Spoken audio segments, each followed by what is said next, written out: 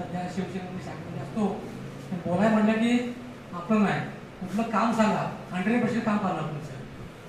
तर माझं नाव तानाजी मारुती यादव, माजी सैनिक, आणि माझं मूळचं गाव जिल्हा कोल्हापूर, तालुका शावडे, गाव शेरगाव. वडिलांच्या बरोबर मी भेटत होतो, आईबरोबर वगैरे. तेव्हापासूनच माझा एक जज्बा होता की कुठेतरी आपण हे असलं डॉक्टर इंजिनिअरिंग काय नाही करायचं, तर कुठलं तरी नाव गाजसर करायचं होतं. तेव्हापासून माझा एक छंदच होता की नोकरी करायचं, बेड कापशी करायची, आणि फौजीमध्ये ना कुठलं पोलीस, ना इंजिनियर, ना डॉक्टर. तेव्हापासूनच वय वाढत गेलं. जर कळायला आलं की आपण थोडं ह्याच्यामध्ये येतोय, वयामध्ये येतोय किंवा काय येतोय, तुम्ही पप्पानं म्हणलं मी भरतीत नियुक्तीमध्ये भरती असं म्हणतोय.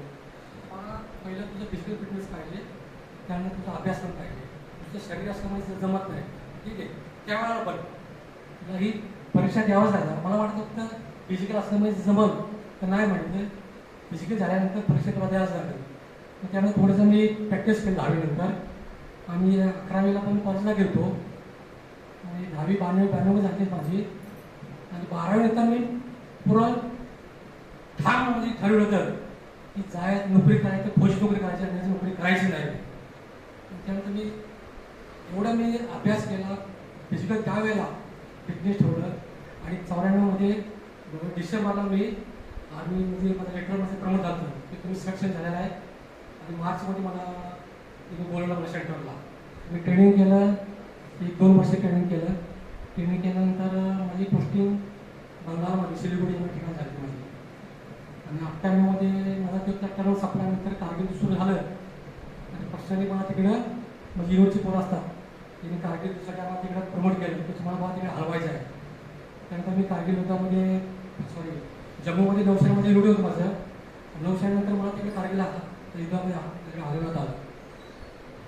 युद्ध असं होतं की ते तुम्हाला सांगू शकत नाही कशाची परिस्थिती युद्धाची असते ती, ठीक आहे. फार विचित्र असते. युद्ध रात्रीच लढतात, दिवसामध्ये युद्ध लढायचं नसतं, ठीक आहे.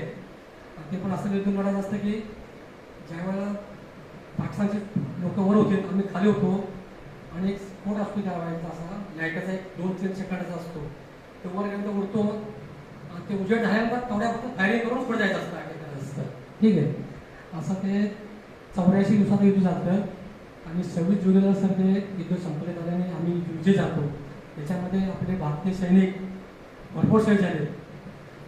इंटरेस्ट नाही त्यांची किती झाले, मला माहिती नव्हती किती मिळते ती. लोकांनी सांगितलं असं एवढी करते एवढी करते. त्यानंतर युद्ध झाल्यानंतर परत मी येऊनला गेलो. त्यानंतर मी डिलिव्हरी पण त्यावेळेलाच होती, ठीक आहे. मुलाची तर मला काय सुट्टी भेटली नाही, काय नाही. म्हणजे ते पहिलं युद्ध करायचं, पहिला देश आहे, नंतर घर तुमचा आहे. माझा मुलगा पहिला असं तो माझा डिलिव्हर होता.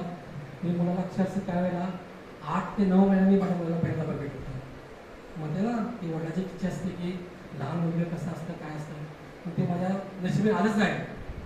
9व्या महिन्यात मी माझ्या मुलाला पाहिलं त्यावेळेला, ठीक आहे. ते झालं. त्यानंतर मी 22 वर्ष सर्व्हिस झालं माझं. त्यानंतर परत मी मुंबईला पोस्टिंग आलो इकडे. त्यानंतर एक राष्ट्रीय रायफलमध्ये घेऊन असतं, राष्ट्रीय रायफल आराधना म्हणतो आपण. ते स्पेशल मी मागे ठरतं की माझी इच्छा अजूनही एवढी त्यात माझी भरली होती युद्धामध्ये की अजून काहीतरी आपल्याला होतं आहे का. त्यासाठी मला बेंगलोरला रेकॉर्ड जायला लागलं की पर्सनल कोचिंगसाठी. की सर मला काही आरामध्ये मला पर्सनल जायचं होतं. 2 लाखांमध्ये त्याची आमची एकच वेकेन्सी असते. बघायला तर किती म्हणजे भाग्यवान लोक जाऊ शकतात ते. मी पर्सनल जाऊन ते सगळं सांगितलं तर मला आपको जीने की क्या जिंदा नहीं रहना क्या, जान पहन नहीं क्या, ऐसा होगा तो देखा जाएगा, सब पार्टी में लड़ा हो, वहाँ नहीं मरा तो इसमें क्या होता है.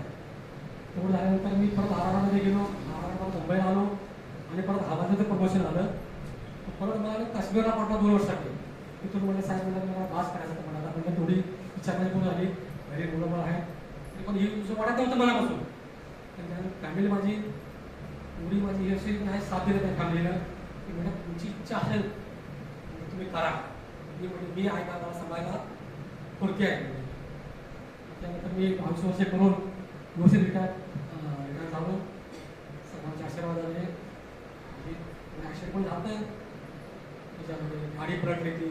गाडीतून पटवून मी 3 वेळा पट्ट्या करून बाहेर पडलो. सगळे जो दाराचा आशीर्वाद असतो ना त्याला काही म्हणजे बाल असे केसाला पण धोका लागला होता.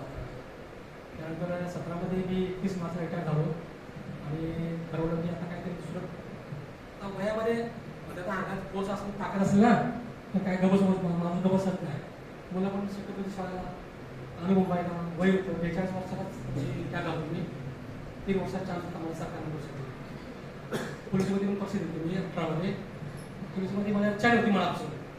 बँकेत माझी इच्छा होती 2 मी प्रमाण करायचं एक बँक किंवा पोलीस. पोलिसमध्ये मीटिंगमध्ये राहिलो आणि बँकेचा मला कॉल आला. पोलिसमध्ये एवढा भास आला की जे फिजिकल फिटनेस होतं चांगलं होतं माझं मी अभ्यास पण केला त्याच्यामुळे माझं बँकेत तुरंतही सक्सेस झालो. 2019ला मी मार्चमध्ये bank of Maharashtra he me join केली. सध्या मी बँक ऑफ महाराष्ट्रामध्ये कार्यरत आहे. ते सगळे आशीर्वादानं असेल तुमच्या सर्वांना माझा आशीर्वाद असावं आणि सरांच्या बरोबर मला काही काम असेल तर मी चेक करत जाईल. धन्यवाद. जय हिंद जय महाराष्ट्र.